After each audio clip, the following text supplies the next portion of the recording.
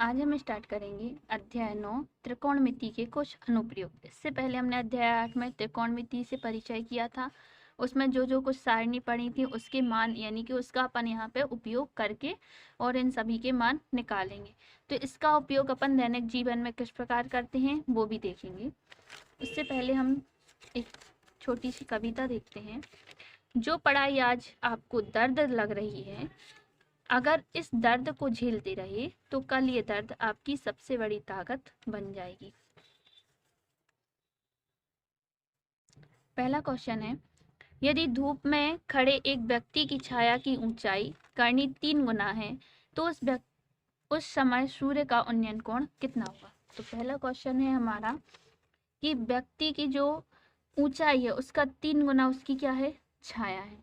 तो हम क्या मान लेंगे कि माना कोई व्यक्ति है, ठीक है, ये खड़ा कोई व्यक्ति है तो इसकी ऊंचाई, माना व्यक्ति की ऊंचाई यदि x है, ये ऊंचाई कितनी हो गई x, तो उसकी छाया उसकी ऊंचाई की करनी 3 गुना है। तो छाया कितनी ऊंची होगी, तो क्या लिखेंगे अपन, छाया की लंबाई, ठीक है, कितनी हो जाएगी, करनी 3x। ये देखेंगे तो इसकी छाया यानी पृथ्वी पर पड़ेगी। तो इसका हमें ये उन्नयन कोण बताना है कि कितने का बनेगा। यहाँ से कोण बनेगा वो कितने का बनेगा, इसको नाम दे देंगे ए बी और सी, ठीक है। यहाँ से हमने नाम दे दिए। तो अब हम इसमें देखेंगे कि हमारा लंब दिया है और क्या दिया है, आधार। तो इसमें क्या लगाएंगे अपन, tan थीटा बराबर क्या होता है हमारा, लंब बटे में आधार, ठीक है। तो हमें tan थीटा का मान चाहिए है, लंब कितना है अपना x और आधार कितना है, करनी 3x। ये कट जाएंगे, जो हमने अध्याय 8 में पढ़े थे उसका यहाँ पे उपयोग करना है। तो यहाँ कितना मिलेगा हमें, 1/3। तो 10 में 1/3 कब मिलता है, तो 10/60 में, सॉरी यहाँ पे 10/30 में 1/3 मिलता है। 10 से 10 कट जाएगा तो थीटा का मान कितना आ जाएगा, 30, ठीक है। यानी कि ऑप्शन नंबर ए हमारा सही हो जाएगा। इसी प्रकार दूसरा है, एक पेड़ की छाया 20 करनी 3 मीटर है। पेड़ की छाया यानी कि ये हो जाएगी कितनी, 20 करनी 3 मीटर। यदि पेड़ की ऊंचाई दी है कितनी, 20 मीटर है, तो हमें सूर्य का उन्नयन कोण, ये वाला कोण हमें निकालना है, कितना होगा। फिर से उसी में वही लगा दो, tan थीटा बराबर क्या होता है अपना, लंब और बटे में कितना हो जाएगा, आधार। tan थीटा बराबर लंब बटे आधार। तो यहाँ पर थीटा का मान यहाँ लिख देंगे हम लंब, और आधार कितना होगा अपना 20 करनी 3। 20 से 20 कट गए तो उसी के जैसा बिल्कुल रहेगा अपना, कितना हो जाएगा यहाँ पर tan थीटा बराबर tan, यहाँ से कितना मिलेगा 1/3। तो 1/3 किस में होता है, tan 30 में। फिर कट जाएंगे तो थीटा बराबर कितना आएगा, 30। ये हमारा आंसर रहेगा। इसके बाद है तीसरा क्वेश्चन, एक व्यक्ति किसी बिजली के खंभे के शिखर से देखता है कि धरातल के एक बिंदु का अवनयन कोण 60 अंश है। यदि खंभे के पाद से बिंदु की दूरी 25 मीटर हो तो खंभे की ऊंचाई क्या होगी। अब हमें क्या बताना है इसमें, यहाँ से हम देख रहे हैं तो इस तरीके से बनेगा, यानी अवनयन कोण। तो अवनयन कोण कहाँ से बनता है हमारा, ऊपर से।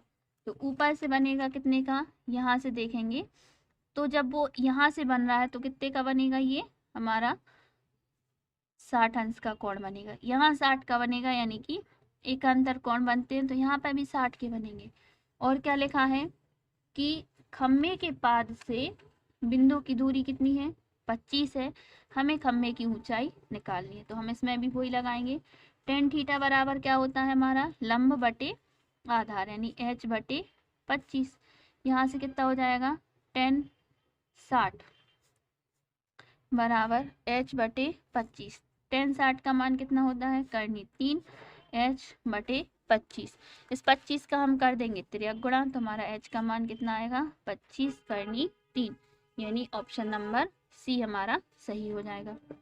इसके बाद चौथा क्वेश्चन है, एक पुल पर बैठा हुआ एक व्यक्ति नदी में एक नाव देखता है, यदि इसका अवनयन कोण, अब यहाँ देखेंगे हम यहाँ ऊपर से, अवनयन कोण कहाँ से बनता है ऊपर से, ये 45 है, तो यहाँ नीचे भी कितना होगा 45 अंश है। यदि पुल की ऊंचाई कितनी है 15 है, तो नाव की पुल से दूरी ज्ञात करनी है। फिर लगा दो tan थीटा, तो tan 45, लंब कितना है 15, और ये हमें लंबाई ज्ञात करनी है, तो ये कितनी हो जाएगी x। अब यहाँ से tan 45 का मान होता है 1, ये हो जाएगा 15 और ये x, इसका तिर्यक गुणा करेंगे तो x बराबर 15। ठीक है, उसके बाद है हमारा पांचवा क्वेश्चन, पेड़ की छाया उसकी ऊंचाई के बराबर है। पेड़ की छाया क्या है उसकी ऊंचाई के बराबर है, तो जैसे कि माना हमने यहाँ से जितनी उसकी छाया है उतनी ऊंचाई है, यानी दोनों क्या हो गए x हो गया। तो सूर्य का उन्नयन कोण निकालना है। इसी प्रकार लिखा है कि मीनार की ऊंचाई और मीनार की छाया की लंबाई दोनों समान है, हमें क्या निकालना है कि ये हमारा उन्नयन कोण कितने का बनेगा। ठीक है, तो हम क्या करेंगे, इसके लिए हमने माना tan थीटा बराबर लंब बटे में आधार, दोनों कट जाएंगे तो कितना आएगा tan थीटा बराबर 1, और tan में हमारा 1 कब होता है, तो ये होता है tan 45 में tan 45, तो tan से tan कैंसिल हुआ, तो थीटा बराबर कितना आ गया हमारा 45। इस तरीके से हम कर सकते हैं।